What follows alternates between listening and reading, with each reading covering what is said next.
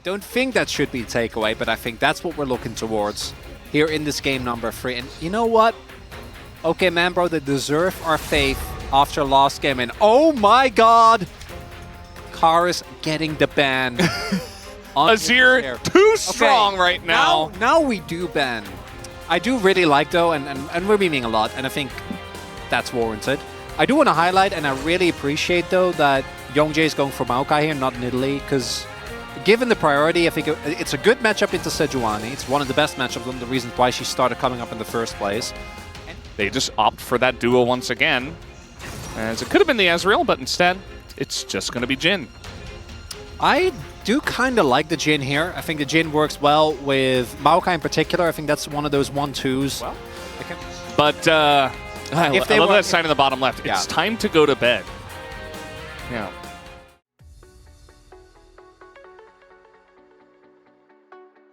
That team has not got a whole lot of wins. So Karis is Tristanaing, as you do. So a lot of damage goes down onto Samver. Yeah, we've seen a lot of high stakes Jhin games as well. Yeah. So Samver playing it, you know, Samver's nice, quite solid here, but it does put Palu in an awkward spot. That is one place where, well, that's a nice little stun. He's gonna push him into the turret, but actually Faker's in a lot of trouble. The solo kill again as Karis will go down. It's happening. Now Youngjae's gonna find the boar and Sejuani. As, yeah, Owner's just 1v2 right now, and he's in a bit of trouble. They want to try to turn this nice knock-up, but Owner's just so low. The flash over the wall, the Q gets it done, as Owner does not respect the 2v1. And now Faker's in a lot of trouble himself. He has to flash, so there goes your flash advantage, as even now Karis' flash will come up first. Valdez? It's happening. All the Believers will be... The other one against Katie, if they... This against Brian as well. Be very funny. So you take another look at this. Faker, unfortunately, like being a level down, I think, especially in the early levels, really matters. So even though he gets the setup and is able to knock Karis back into the turret, this I don't know, Owner.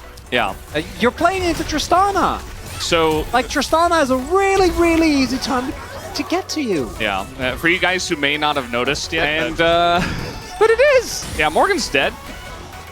He does have flash, so maybe he can flash out of this one, but the hop has larger range, and there's the counter-strike flash on in from Owner, and the boomerang gets the job done. So the inevitable punish that we were talking about, that you called Chronicler, does come through. Here they come, but the Mega Gnar timing is also going to go down, but now the engage comes in from Keria. Here's another wall, and Palu is in a lot of trouble as he has to flash away, but the knockup is going to catch Karis out of midair. The turn, trying to come out, though. Karis pushing forward, jumping into everybody. He does get the kill, and he jumps away. Karis able to make it happen. Only Palu has gone down. As now Morgan trying to be relevant, and I think, unfortunately, the timer has run out on this fight as Zeus is going to come in, and there's the knockup from Keria as well. And the Gnar is too strong. It was looking so good, but eventually... Real raid boss. We'll see if Brilliant can at the very least get a second dragon. It will be big. Uh-oh. No, the smite is good. It's early from Owner. And well, we have a cleanse flash out of this one. And Zeus has his TP, so... there he comes. Now Guma is in here, and the turn is coming in, but the Rakan play is fantastic. Is it enough to save Owner? As, that blast code not going to help him, actually, as Karis, he is on something today, and the shots from the Jhin are so big from Samver. As now we do have Zeus, he is isolated, and they get the shutdown onto Morgan as well. BRO are coming back, they call the bluff of T1. That's a game-saving fight, Valdez, because you get the shutdown onto Morgan of all people, and the call from Brion is actually really good, because if T1 actually has Ace there for this jungle, this is T1 territory.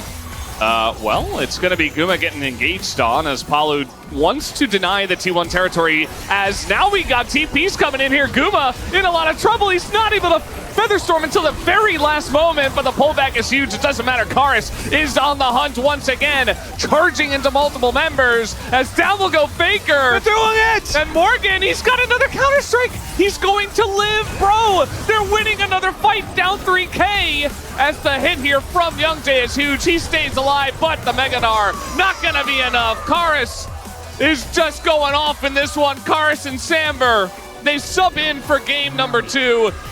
And, you know, T1 still haven't fought on their terms yet. So let's see how this one looks as the ult goes straight into Youngjae. That's not going to be good. A lot of damage being thrown into Palu. Those are not the right targets for T1, but Palu eventually does get low. The steal on the Dragon as well. And Youngjae is low himself. A lot of low health bars here on the side of T1. Faker going to be isolated. And now a forced Featherstorm as well from Samber onto Guma.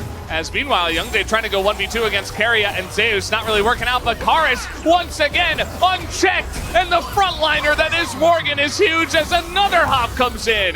Karis looking to take down Guma and Owner, not going to be able to, but does push them away. But he's just unchecked, and Samver, there's no engage on him either, as now maybe an opportunity here for T1 as Palu a bit out of position. Youngjae being chased as well as Palu might just have to be left here as a sacrifice. The wall does come down, and Palu not even going to flash. So down goes the bro support. As T1 now, they're not going to be asking twice. They're just going to go for the Baron. Yeah, big thing here is that they also used a lot of cooldowns. Samver does have his ultimate. I think that Jhin ult is going to be big. Oh, the flash on in. They want to isolate. Zeus says the Steric shield is massive, though, and now a huge Gnar ult is going to win this one for T1. You would imagine Morgan being chased down, and he will eventually go down as well. Samver still firing shots. Owner trying to block here. Faker still going to eat a bunch of damage. A lot of poke did go down onto T1. Even the sapling, you talked about this actually in the draft as well. That's not going to hit Youngjae, but Samver looks like he will be isolated and killed.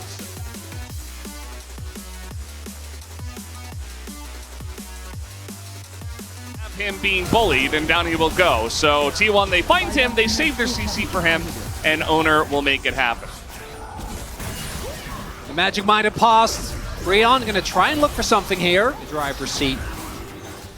So we take another look here. The attempt, they do spot out crucially Keria. Like, if they actually get the kill on Zeus, that fight's win. I actually really like the call from Breon there. I think that's the only way that you get out of that. It's close. It was. If he wasn't as fed as he was, that could have been huge. He wouldn't have the Sterics, he wouldn't live. And this is what happened afterwards. This is how Karis got caught. Just trying to trade with Zeus and a nice flash, but then eventually, you know, the rest of the squad rolls up. Yeah, nice ult from Zeus there. Yeah. But like that doesn't really do it. Yeah, that's not enough. So Zeus is just unkillable, is the point. As now we do have this Maokai ultimate to be thrown in. Ready. Imagine he wants to look towards a Thornmail. This is a very interesting fight as the Solar Flare goes very wide and Morgan's dead and so is Palu. I guess that's just it. Just not expecting that them can't to be stay. how it ends. Just not expecting them to stay, and they're like, hey, maybe they're here. Oh, we're dead. T1's wallets are very large at this point in time. As here comes the quickness. Karis will be caught this time around as the follow-up comes in, and Karis does hop away, but Owner also very tanky, and again, Zeus is unkillable. It looks like T1, they've had their fun tonight, but at the end of the day, they will just pick up the clean 2-1, nothing to see here, up against BRO.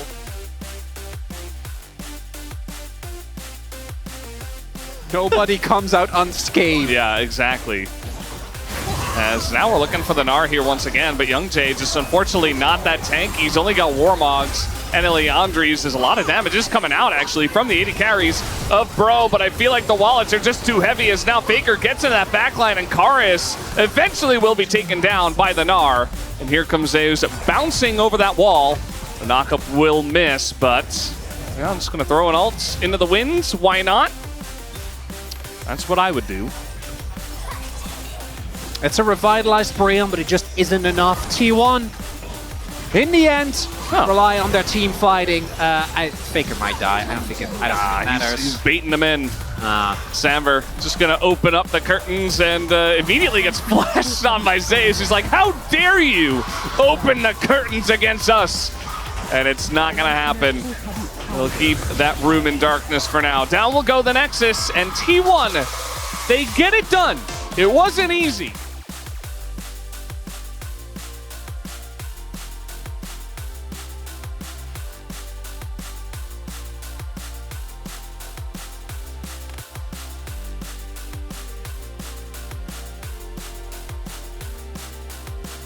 Whenever everyone's blind picking Leona and Nautilus, 네, 잡고 갈게요. you can't. And 380 carries 뭐야, 잘못 sometimes. 이러면 못 잡을 것 같아. Yeah. 레오나 노플이고 Feels pretty good. 몰라? Look at carries. 20초. 이데라인. He's making calls for the timers while he's like falling asleep in his chair. Oh man. How are you doing, Veldes? I'm fine. The vibes are carrying me. This is great. I'm having a great time today. Yeah. Yeah. Good fun. 끝났어, 끝났어. The games have been great. 아 노플이야? Casting with the Chronicler man has been great. And for T1, you know, a lot of tired